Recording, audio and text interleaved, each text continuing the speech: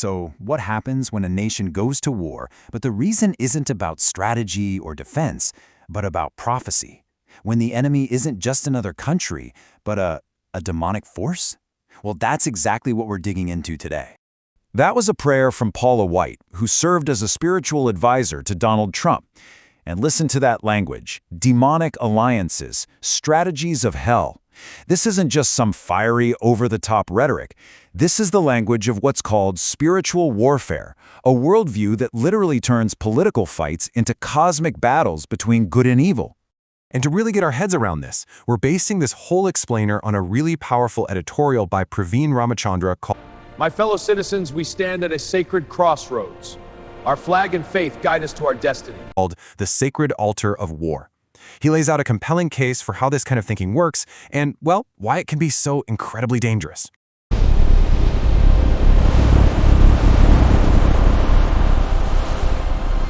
Okay, so let's start with the modern example that Ramachandra opens with: a president and his prophet.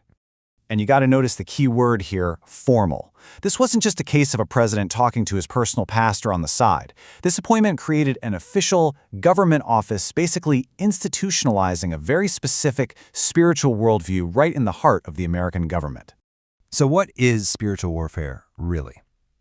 Well, think of it as a lens, a framework, where your political opponents aren't just people you disagree with. No, they get labeled as demonic, as actual agents of hell.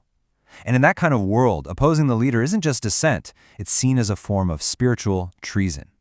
And here's the crucial leap, right? Once you've set up the idea that your enemies are literally satanic, it becomes so much easier to argue that a real, physical war against them isn't just some strategic option.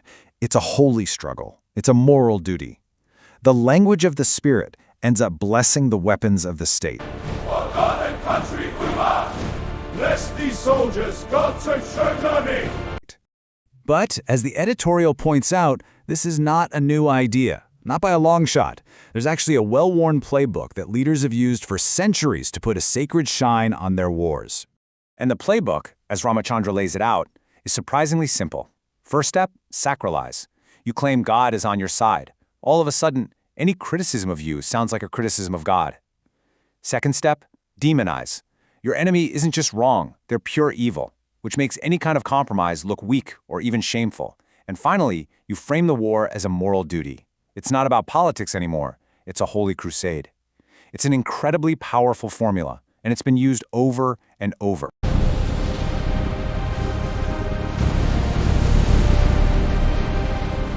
And once you know what to look for, once you see this playbook, you start seeing it, well, everywhere throughout history.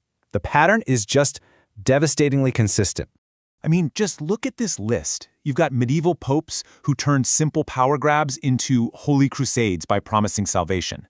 You've got Iranian leaders during the Iran-Iraq War who drove mass martyrdom by calling it a battle of believers versus unbelievers. You see it in conflicts in the Middle East and South Asia, where any compromise over a piece of land gets framed as a betrayal of God. The names change, the religions change, but the playbook, it stays the same. And that brings us right back to where we started. The argument in the source is that what we're seeing with modern movements like America First isn't really new.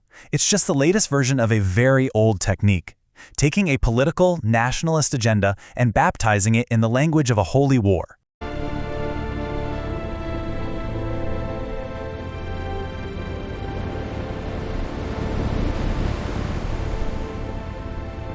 So, if this playbook is so powerful, is there any alternative? Is there some kind of emergency brake we can pull on the road to holy war? Well, the editorial argues there is, and it's all about a fundamentally different way of thinking. Okay, now this is fascinating. According to historians, only about 7% of all wars were primarily caused by religion.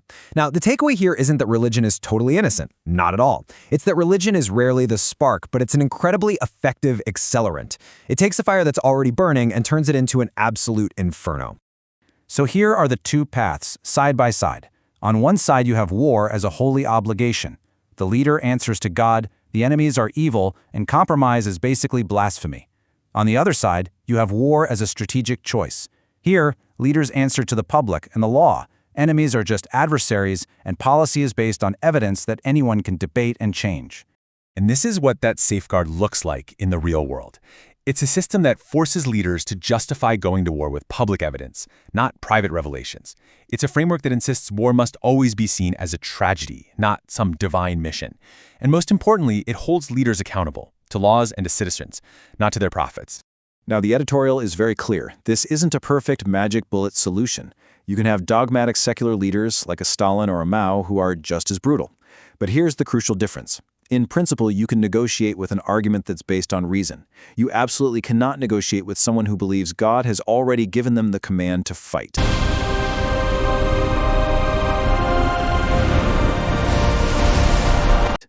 And all of this brings us to the final, and frankly, pretty chilling warning from the analysis.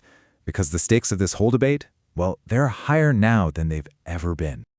Just let that sink in for a moment. When you mix apocalyptic faith with apocalyptic weapons, huge decisions about the survival of the human race can get twisted into simple tests of religious loyalty. I mean, the stakes just could not be higher. So the editorial's final takeaway is this.